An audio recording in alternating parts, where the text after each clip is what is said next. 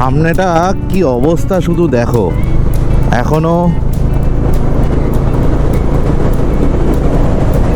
এখনো কুয়াশা সেরকম ভাবে কাটেনি, অথচ সকাল 7টা বাজে।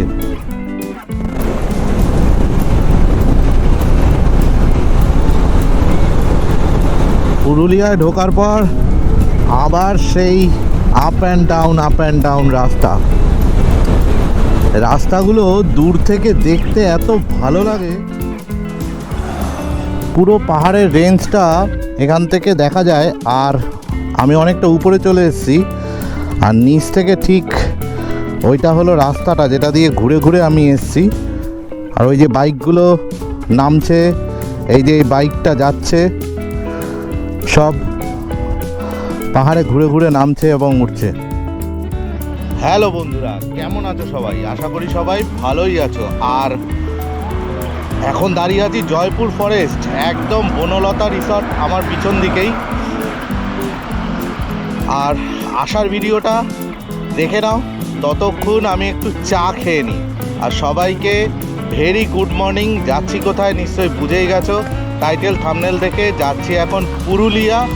তো চলো যাওয়াটা এনজয় করা যাক। আগে আমি চা খেয়ে নিই, আসার ভিডিওটা দেখো, তারপরে আবার তোমাদের সঙ্গে কথা বলছি একদম মোটো ব্লগিং সেট আপে।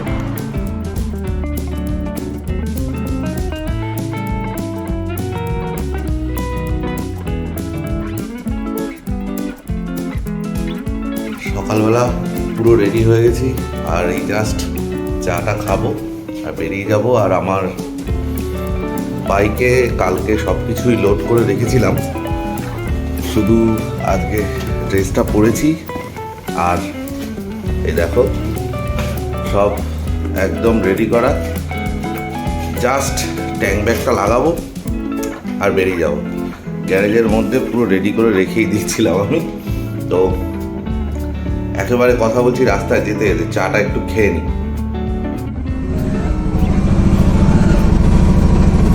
গাড়ির কোল্ড স্টার্ট দিয়েই রেখেছিলাম, আর এবার আস্তে আস্তে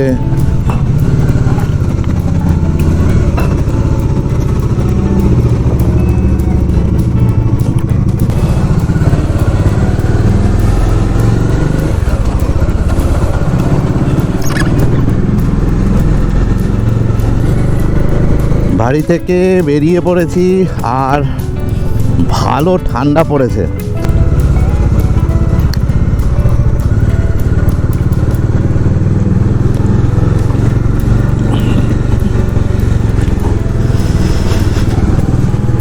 যাচ্ছি এখন পুরুলিয়া।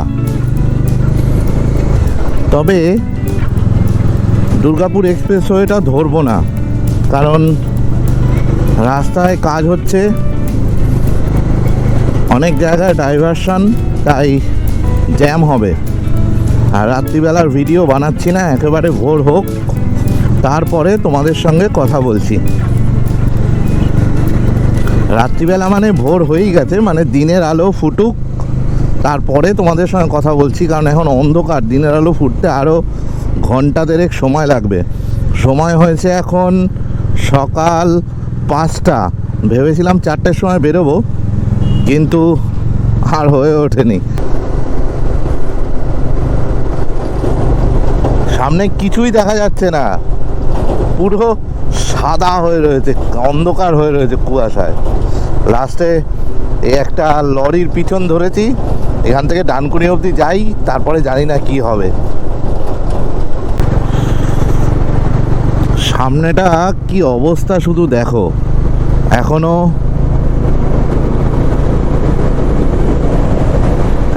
কুয়াশা সেরকমভাবে কাটেনি, অথচ সকাল 7টা বাজে। আর যেহেতু আমি আরামবাগ চাপাডাঙ্গা হয়ে যাচ্ছি, তাই আর কিছুক্ষণের মধ্যেই আরামবাগ ঢুকবো। প্রচণ্ড কুয়াশা, প্রচণ্ড, মানে আমার বাড়ি থেকে আরামবাগ আসতে সময় লেগে গেল প্রায় 2 ঘন্টার কাছাকাছি। এখন সকাল 7টা বাজে, কিন্তু কুয়াশা কাটেনি। একদম আছি আরামবাগ শহরের মধ্যে। এবার আস্তে আস্তে কুয়াশাটা কাটছে আর ভিজিবিলিটিও বাড়ছে, তবে ঠান্ডা কিন্তু আজকে মারাত্মক রয়েছে। এত কাঁপিয়ে দিল আমাকে পুরো রাস্তাটায়। যদিও এত কুয়াশার জন্য একটু ভিজে গেছে জ্যাকেটটা, যেরকম ভিজে যায়। রেনকোটটা পরে নিলে ভালো হতো, কিন্তু পরা হয়নি আর থাক।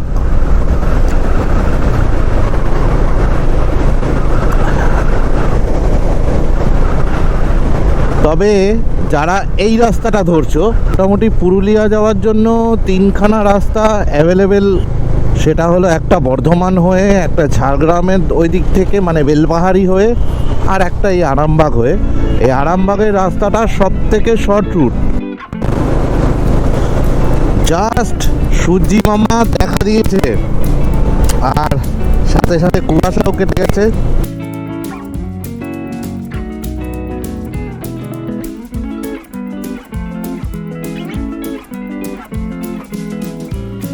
দাঁড়িয়ে আছে একদম জয়পুর ফরেস্টের মধ্যে, জাস্ট চা খেয়ে একটু এই জঙ্গলটা উপভোগ করার জন্য দাঁড়িয়েছি আর তোমাদের সঙ্গে কথা বলছি।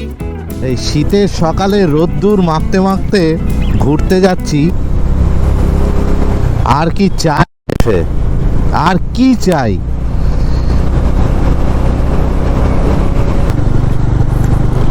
এই বাদিকের এই যে গেটটা দেখা যাচ্ছে, এটাই যাচ্ছে বিষ্ণুপুর শহর। আর আমি এই রাস্তা ধরে সোজা চলে যাব পুরুলিয়ার দিকে। এই রাস্তা, এই জায়গাটার নাম ধলডাঙ্গা। বাদিকে গেলে পুরুলিয়া আর সোজা গেলে দুর্গাপুর। আমি এখন বাদিকে যাব।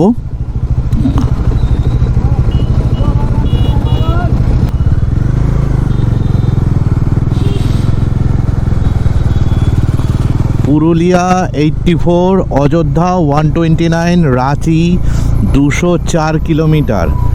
একদম এই রাস্তা সোজা পুরুলিয়া হয়ে রাঁচিও চলে যাচ্ছে।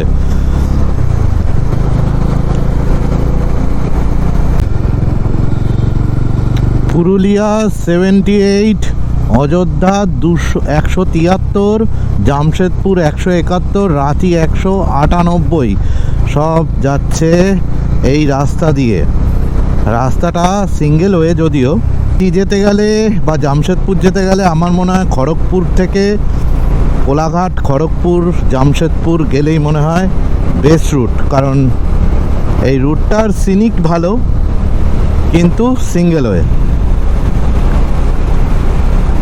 সিনিক বিউটি নো ডাউট, খুব সুন্দর, খুব সুন্দর, কিন্তু সিঙ্গেল ওয়ে। রাঁচি যাওয়ার জন্য এই রাস্তাটা নিলে পরে একটু টাইম বেশি লাগবে, এই আর কি।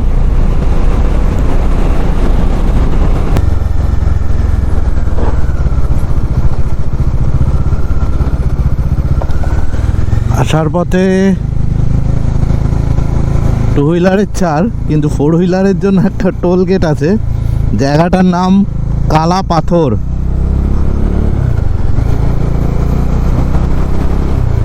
এই রুটে আসলে এটাই প্রথম টোল গেট দেখলাম। আর আছে কিনা সামনে জানি না, যদি থাকে তোমাদেরকে জানাবো। পুরুলিয়া শহর আর 44 কিলোমিটার, রাঁচি 166। আর ঠিক আমি আগের যে মোড়টা ক্রস করলাম, সেই মোড়টা থেকে চলে যাচ্ছে শিয়ালতর, মানে আবার বাঁকুড়ার সাইডেই।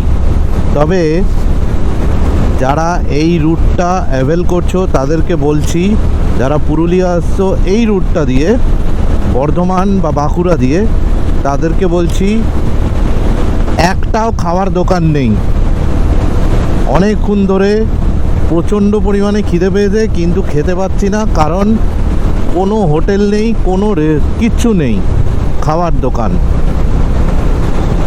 পুরুলিয়ায় ঢোকার পর আবার সেই আপ অ্যান্ড ডাউন রাস্তা।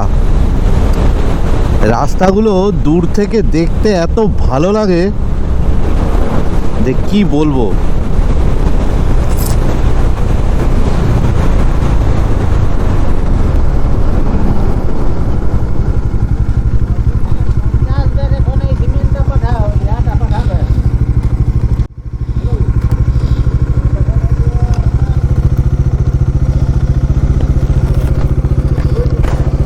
কি পাওয়া যাবে? কি হবে? কি হবে? কি নেবে? কি খাবার কি হবে? খাবার হবে যেটা বলবেন সেটা হবে। যেমন ভুজিয়া, রুটি, পরোটা যেটা বলবেন।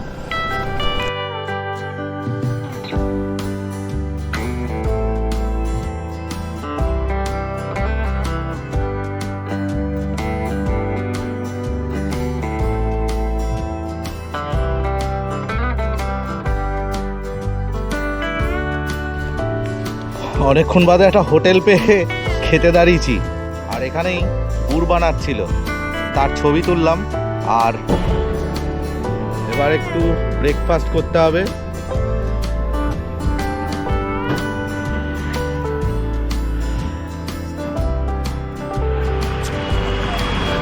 রুটি আর ডিম ভুজিয়া, অনেক বেলা হয়ে গেছে, তাই ব্রেকফাস্টটা একটু ভারী করছি, কারণ খিদে খুব জোর লেগেছে। সকালে ব্রেকফাস্ট করলাম বেলা 12টার সময়। যাই হোক, কি আর করা যাবে, রাইডে বেরোলে এগুলো একটু হয়ই। অযোধ্যা আর 58 কিলোমিটার্স, বাট টাইম দেখাচ্ছে এখনও 1 ঘন্টা 25 মিনিট। আর এই যে দেখো সামনেই রাস্তাটা পুরো নিচে নেমে আবার দূরে উঠে গেছে। জানি না ক্যামেরায় কতটা জাস্টিফাই হচ্ছে। আমার ডান দিকে যে স্টেশনটা দেখা যাচ্ছে এটা হচ্ছে পুরুলিয়া জংশন স্টেশন। যারা ট্রেনে করে আসতে চাও তারা এই ট্রেনে এখানে নেমে, এখানে বাইরে অনেক গাড়ি পাওয়া যায়, সেটা ধরে অযোধ্যা ভিজিট করতেই পারো। অযোধ্যা পাহাড়ের পুরো রেঞ্জটা এখান থেকে দেখা যাচ্ছে। আর ঠিক ডান দিকেই হয়েছে আখের চাষ, আখ গাছ।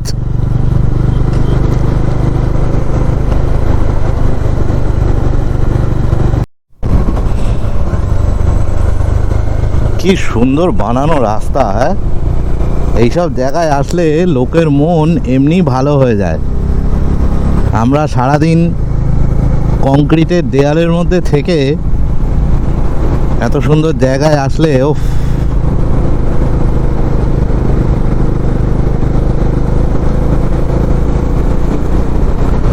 সামনে পুরো এরকম পাহাড়ের রেঞ্জ।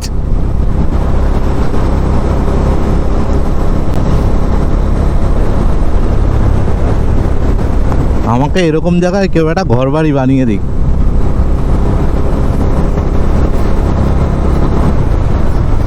সামনে এরকম সুন্দর পাহাড়ের রেঞ্জ, আর রাস্তা ঠিক এরকম এঁকে বেঁকে যাচ্ছে।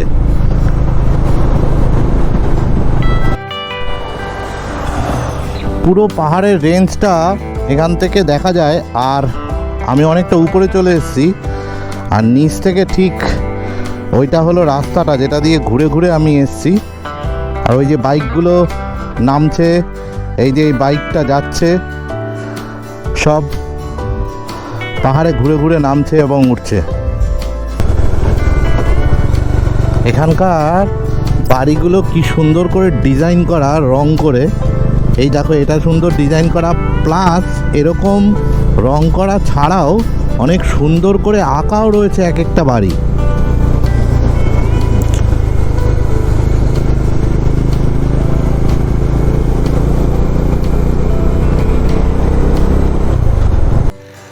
পুরুলিয়াতে এসে আমি আছি আলপনা লজে।